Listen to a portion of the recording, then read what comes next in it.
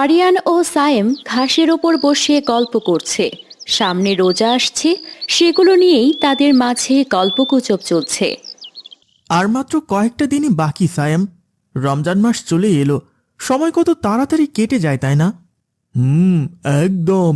তবে আমার রোজার মাসটা ভালোই লাগে। রোজার মাস মানেই রহমতের মাস। এবারও মা কি কি মজাদার ইফতার বানাবে ভাবতেই মুখে পানি চলে এসেছে। বেগুনি, পেঁয়াজু। ইফতারের কথা যখন বললে তখন একটা জিনিস ভাবছিলাম, আমাদের গ্রামে এমন অনেক মানুষ আছে যাদের দুবেলা পেট ভরে খাবার জোটাই মুশকিল। রমজানে তারা কিভাবে সেহরি আর ইফতার করবে? ঠিকই বলেছিস। গত বছরেও দেখেছিলাম রহিম চাচা শুধু পানি দিয়ে ইফতার করছিলেন। এসব দেখে আমার খুব কষ্ট লেগেছিল। আচ্ছা সায়েম, আমরা কি কিছু করতে পারি না? আমরা কি করব বল? কিছু করার আছে বলে তোর মনে হয়? ভালো কিছু করার উদ্যোগ নিলে সেখানে এমনি আল্লাহর রহমত আসে। ভাব, আমরা যদি গ্রামের সবাইকে নিয়ে একটা উদ্যোগ নেই। আরিয়ান, সায়েম ও ফারিয়া উঠোনে বসে আলোচনা করছে, আর দাদিমা একপাশে বসে তাদের কথা শুনছে। আচ্ছা, কিসের পরিকল্পনা করছিস তোরা? তোদের কথা একটু একটু তাই শুনলাম, তা আমাকে বলবি না?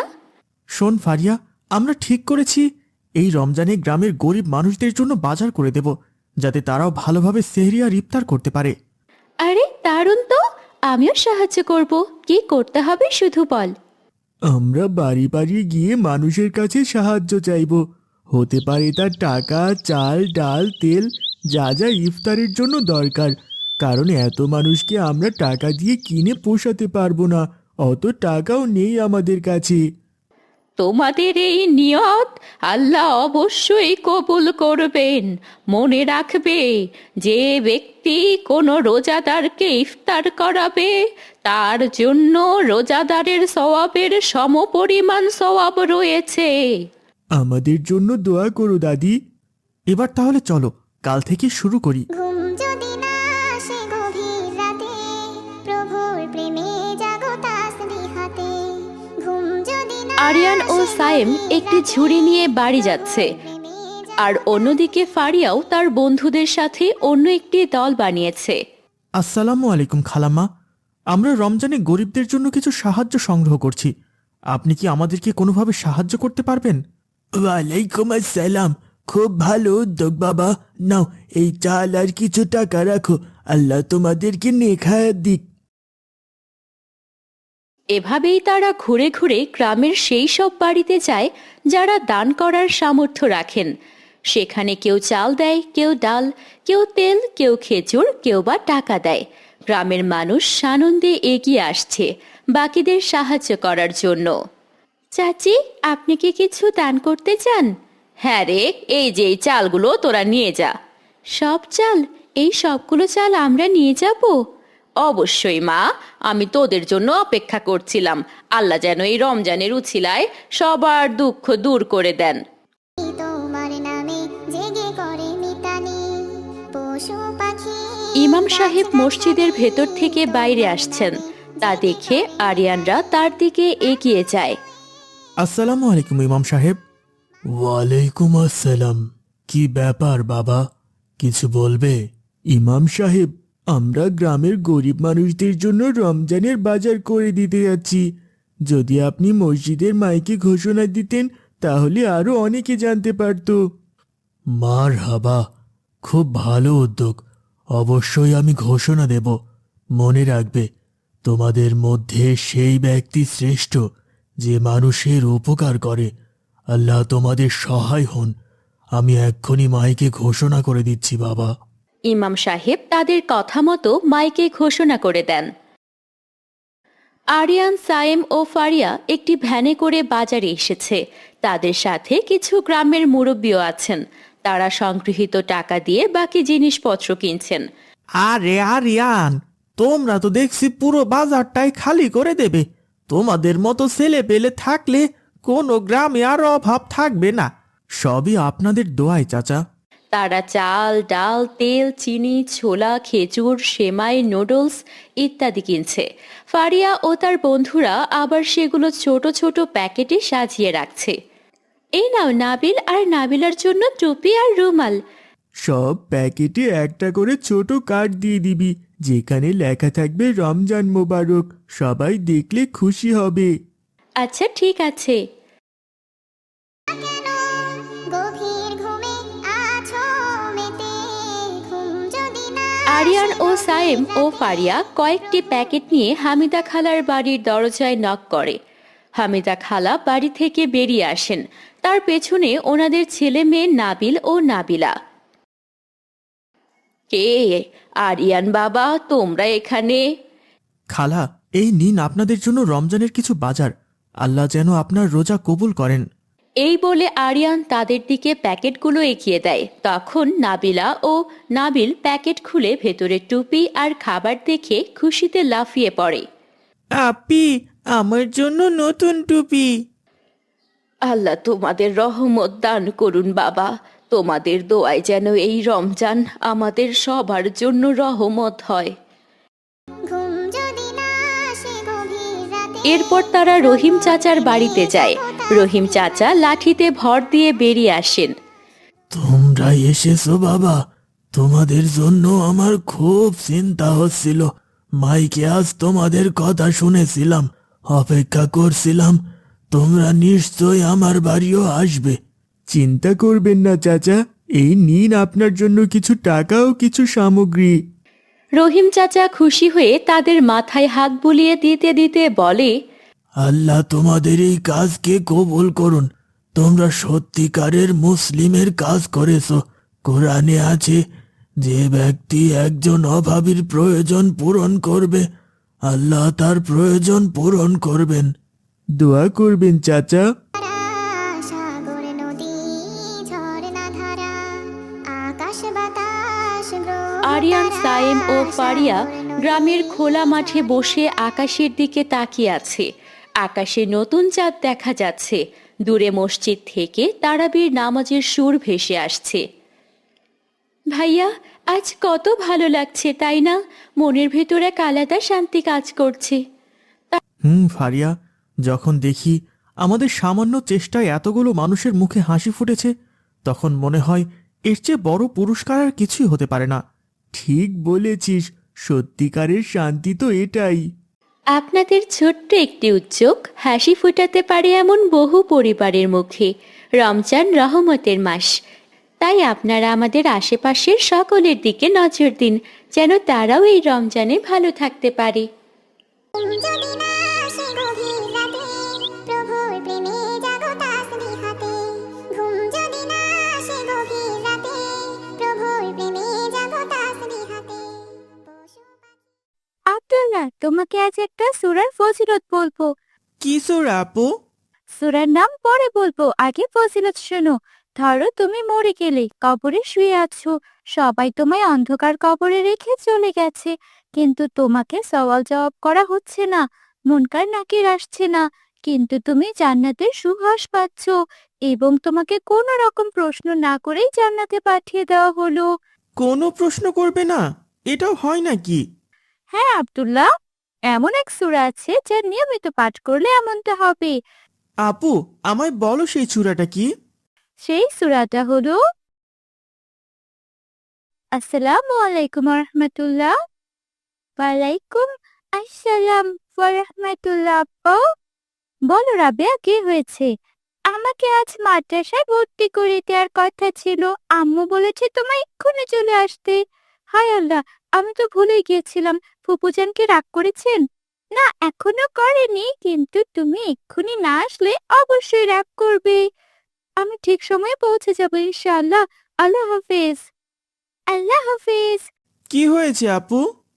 রাবেয়াকে আজ ভর্তি করানোর কথা, আমাকে এখনই যেতে হবে। তুমি একা বাসায় থাকতে পারবে তো? ইনশাল্লাহ পারবো। খারাপ লাগলে সাব্বিরের কাছে যেও। চললাম, আল্লাহ হাফেজ। আল্লাহ হাফেজ আপু। গাছগাছালি তোমার নামে জেগে করে মিতালি, পশু পাখি গাছগাছালি তোমার নামে জেগে করে মিতালি, মানুষ হয়ে আপু আমাকে সূরার ফজিলত বলল, কিন্তু সূরার নামটাই বলল না। এখন তো আমার খুব জানতে ইচ্ছে করছে সূরাটার নাম কি। হাঁটতে যেহেতু বেরিয়েছি, এদিক দিয়েই সাব্বিরের কাছে যাই, ওর কাছ থেকে জেনে নেওয়া যাবে।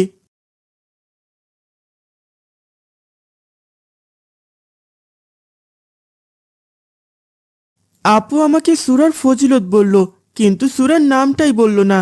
এখন তো আমার খুব জানতে ইচ্ছে করছে সূরাটার নাম কি। হাঁটতে যেহেতু বেরিয়েছি, এদিক দিয়েই সাব্বিরের কাছে যাই, ওর কাছ থেকে জেনে নেওয়া যাবে।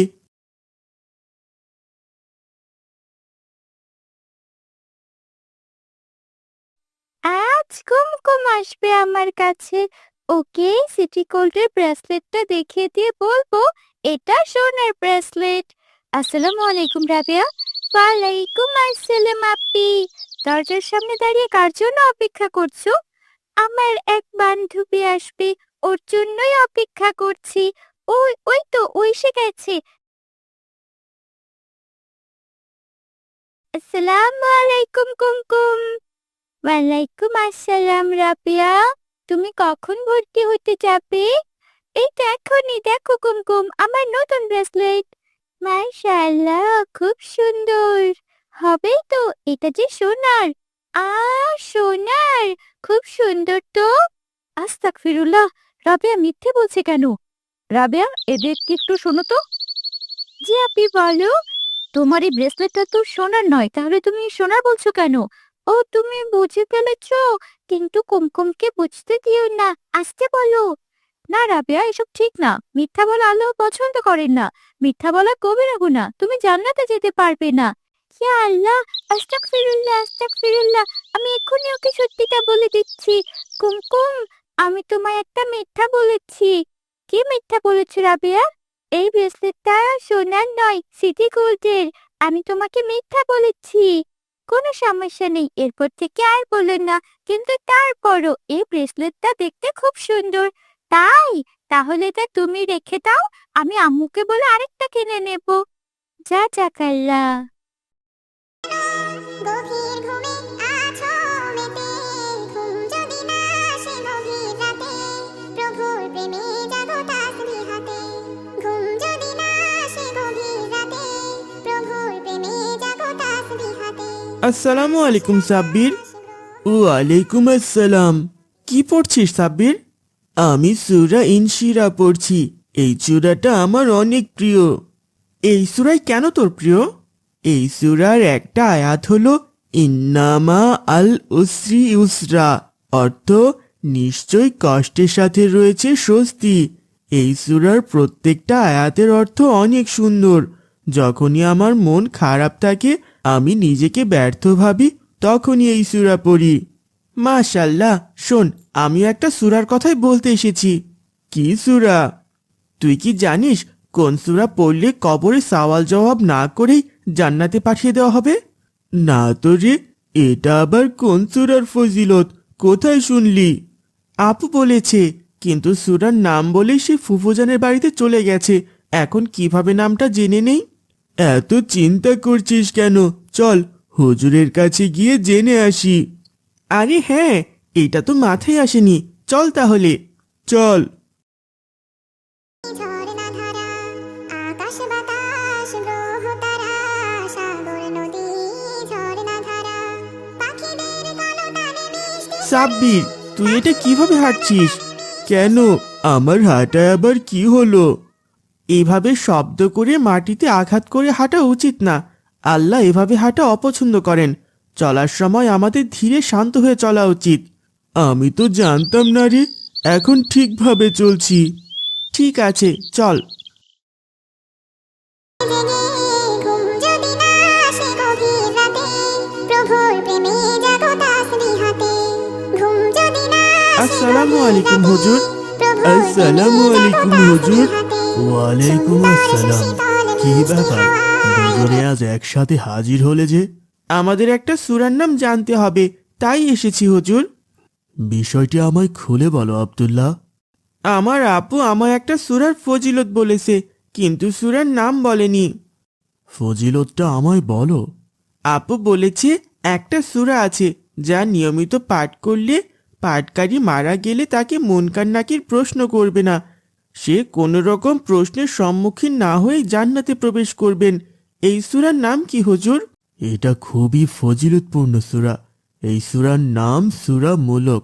যে ব্যক্তি রোজ রাতে ঘুমানোর আগে সূরা মুলক পড়ে, তাকে বিনা প্রশ্নে জান্নাতে পাঠিয়ে দেওয়া হয়। আলহামদুলিল্লাহ, এখন অনেক শান্তি লাগতেছে। এই সূরার নাম না জানা অবধি কেমন যেন অশান্ত হয়েছিল মনটা, এখন খুব শান্তি লাগছে। এই সূরার আরো ফজিলত আছে। এই সূরা যে নিয়মিত পাঠ করবে তার জন্য সূরাটি সুপারিশ করবে, তার কবরের আযাব মাফ করে দেওয়া হবে। আমাদের প্রিয় নবী সাল্লাল্লাহু আলাইহি ওয়াসাল্লাম এই সূরা পাঠ না করে ঘুমাতেন না। আমরাও আজ থেকে এই সূরা পাঠ না করে ঘুমাবো না ইনশাআল্লাহ। মারহাবা, আমিও তাই করব ইনশাআল্লাহ। হুজুর, আপনাকে অনেক অনেক শুকরিয়া। মাশাআল্লাহ, মাশাআল্লাহ। আজকের কুইজ হলো ইসলামের প্রথম খলিফা কে? সঠিক উত্তরটি এবং তোমাদের নাম কমেন্টে জানিয়ে দিও এবং সাবস্ক্রাইব করে বেল আইকনটি বাজিয়ে দাও, যাতে করে নতুন ভিডিওর কুইজে সবার আগে অংশগ্রহণ করতে পারো। দেখা হবে নতুন কোনো দিনই গল্পে। আল্লাহ হাফেজ।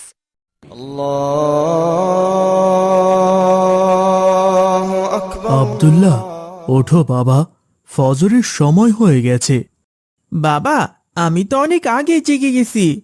মাশাআল্লাহ, তুমি কি জানো তুমি এখন আল্লাহর প্রিয় বান্দা হয়ে যাচ্ছ? কিভাবে বাবা? এই যে এখন তোমাকে ঘুম থেকে জাগিয়ে তুলতে হয় না, অ্যালার্মও লাগে না, আল্লাহ নিজেই তোমাকে জাগিয়ে দেন। আরে হ্যাঁ, তাই তো। আল্লাহ যদি তোমার প্রতি সন্তুষ্ট না হতেন তাহলে কি তিনি তোমাকে ফজরের জন্য নিজে জাগিয়ে দিতেন? আলহামদুলিল্লাহ, আমি তাহলে আল্লাহর প্রিয় বান্দা হয়ে গেছি। এতটুকুতে হবে না বাবা, আরো প্রিয় হতে হলে তোমাকে নিয়মিত নামাজ, কুরআন আর ভালো কাজ চালিয়ে যেতে হবে। ইনশাআল্লাহ বাবা। চলো এখন একসাথে ফজরের নামাজ পড়ে আসি। ঠিক আছে বাবা, চলো। তোমার বন্ধু পরম শেষ বিচারের দিন, সালাত তোমার জীবন জুড়ে খুশবু প্রতিদিন। কি হলো আব্দুল্লাহ, সালাত দাঁড়িয়ে তোমার পড়লে বন্ধু কেন? পরম শেষ বিচারের বাবা, দিন। তুমি আগে যাও, আমি একটু পরে আসব। কেন বাবা, এখন আবার কি করবে তুমি? আমি হামজাকে ডাকতে যাব, ওকে না ডাকলে ও তো নামাজে ওঠে না। মাশাআল্লাহ, নামাজের দাওয়াত দেওয়া অনেক বড় সওয়াবের কাজ বাবা। আল্লাহ কুরআনে বলেছেন, যে ভালো কাজে আহ্বান করে সে নিজেও সেই কাজের সওয়াব পায়। তাই নাকি বাবা? তাহলে তো আমিও সওয়াব পাবো ইনশাআল্লাহ। যাও, তোমার বন্ধুকে নিয়ে এসো, আমি মসজিদের পথে এগোচ্ছি। ঠিক আছে বাবা, তুমি যাও, আমি হামজাকে নিয়ে আসছি।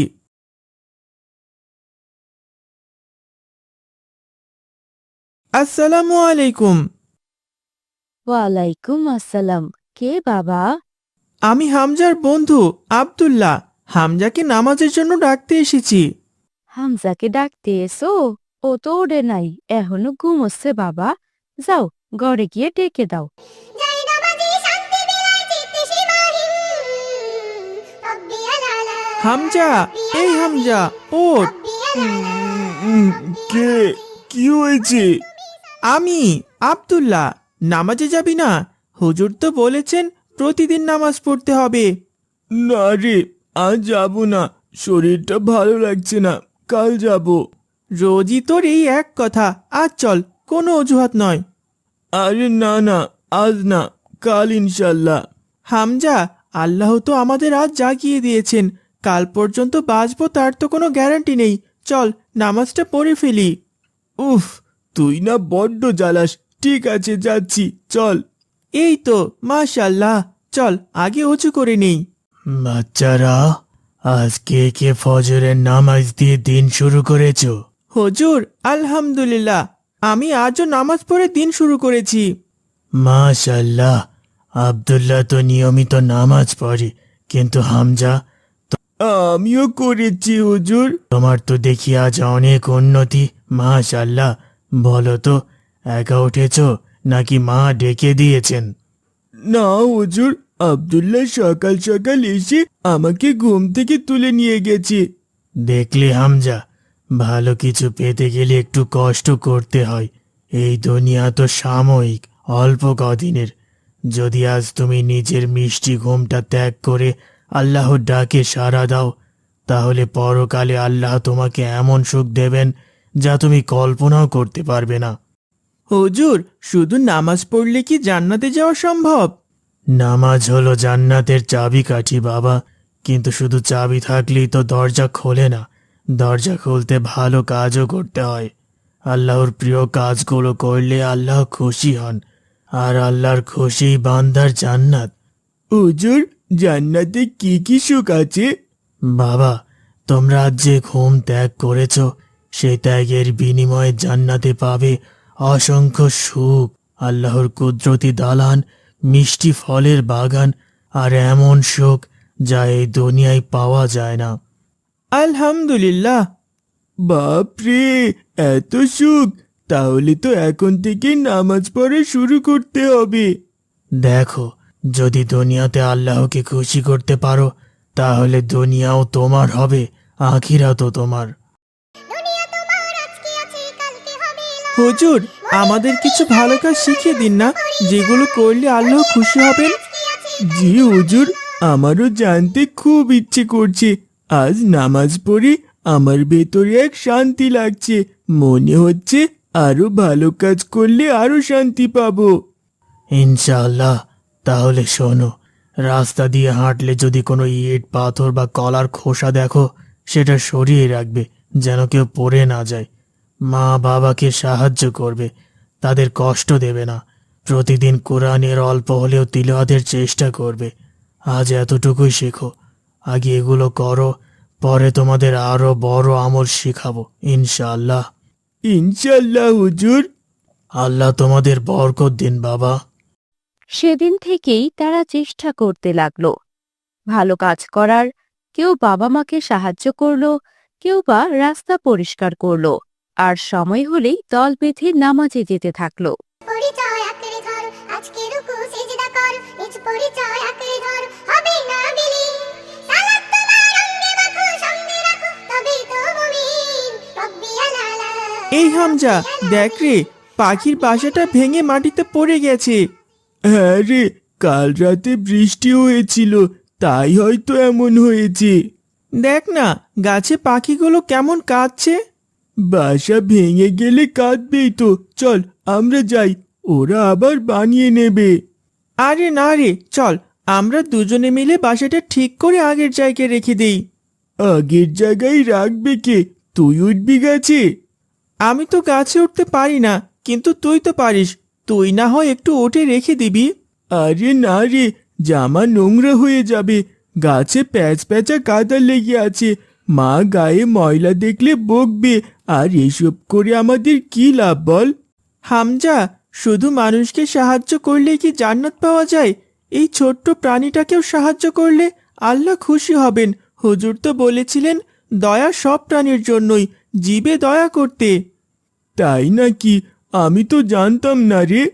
চল আমরা পাখিটার বাসা ঠিক করি, তারপর হুজুরের কাছে জিজ্ঞেস করব।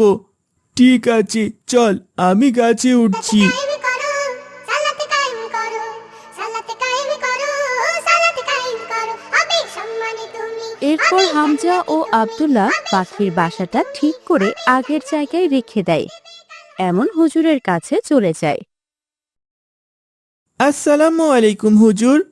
ওয়ালাইকুম আসসালাম। বাচ্চারা, তোমরা তো আজ অসময়ে এলে, কি হয়েছে?